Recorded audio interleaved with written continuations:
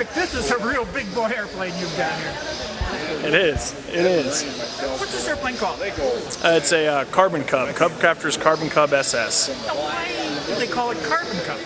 There's a lot of pieces of it that are made out of carbon. Unlike the original Cub, it's got a carbon cowl, carbon trim. A lot of the old wood pieces on a Cub are now carbon. Saves weight. It's a little stronger. Now, why? One of the reasons, of course, is you mentioned it's stronger, but why else do they go into carbon? I mean, this is fitting into the light sport aircraft category. It does, And that's one of the reasons, I guess. that's one of the reasons. That's right. Now, I also noticed just over your shoulder there, hidden into those little chipmunk pouches there, you've got something hidden away. What's that? This right here? That right there. That's a CC340, basically a stroked out Lycoming 320. It's not made by Lycoming, but it's essentially a 172 engine that has a lot of love in it. And the reason that you've got that big engine and this big airplane is?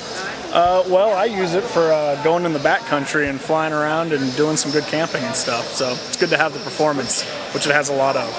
That's what I'm saying, is I've seen this thing basically, somebody just apply power and it takes off. I mean, It jumps off the ground. Don't use a lot of runway.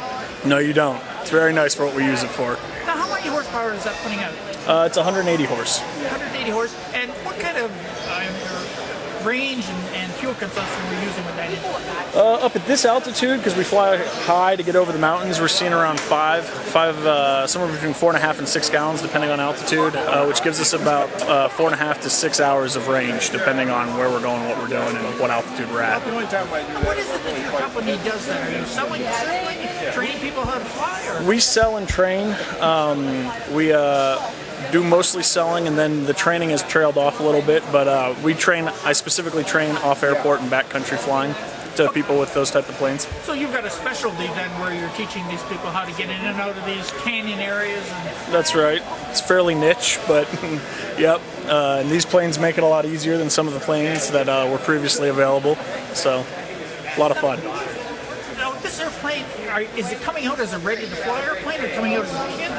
It comes out as both. Most are ready to fly on the production line as certified, full-blown Part 23 airplanes. This one is an LSA, totally manufactured, and then they have a kit that you can also build yourself. Same exact parts, you build it yourself. Now, what is the reason that you have these big monster tires on?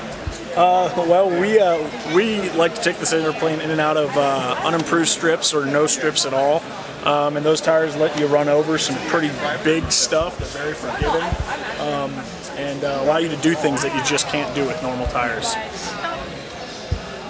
Are they fully inflated or are they run under pressure? How do you... These are running right now around 8 psi, maybe slightly lower at right here where we are. So they have about half the psi of a low pressure tire and about 1/10 of the psi is a high pressure tire. So it's that psi that allows you to really run over stuff without even knowing it. And it's quite convenient.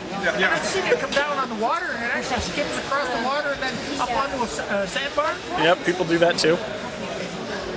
Now, can we have a look at some of the interior in this airplane? Sure. Holy smokes, I mean, you got everything in here. Yeah, and they actually come with usually a glass panel. Most people order them with a nice glass-looking panel. I've got mine down for simplicity for where I go, but I still have the fundamentals: GPS, radio, transponder, and of course the flying instruments. So it gets you where you go. Nighttime, VFR, it's good for all that stuff. And it looks like it'd make a good float plane too, with the sides and the way the door folds down. Yeah, a lot of people put them on floats up north. Lots of float interest, and they perform incredibly well on floats. Just unbelievably well. Now it's got dual controls with front and back sticks. Yep. And rudder pedals. Yep. Now, is there any adjustability built into the airplane for shorter pilots, taller pilots? Yeah, the front seat's adjustable, which is kind of rare in tandems. It's adjustable a couple of inches back and forth. I ride it with it full up, and I usually fly from the back just because I usually have someone up front. I noticed the fuel gauge is just a little standard see-through gauge on the top. That's right. That's right. Most people have fuel totalizers, modern stuff. I personally don't. I can see my fuel, and I don't ever really go too far, so And you've got all your fuses, everything right there, right where you can get at it. Yeah, fuses are there, and then right across the top here with the switches.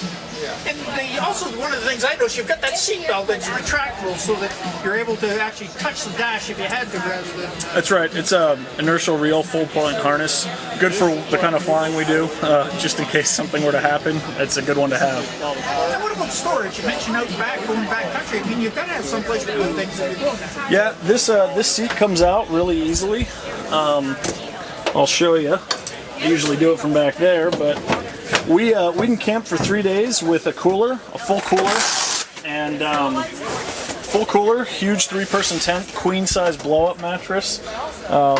It does very well storage wise. Nothing else in the class is this big. Go right to the tip. You could almost sleep in this. Big, very big, very good for what we do. And you just throw the seat back down and you're ready to go. If somebody wanted to get a little more information, you can contact with how would they do that? www.learntolandshort.com. Well, that says it all. Thank you very much for your time. Yeah, no worries. Thank you.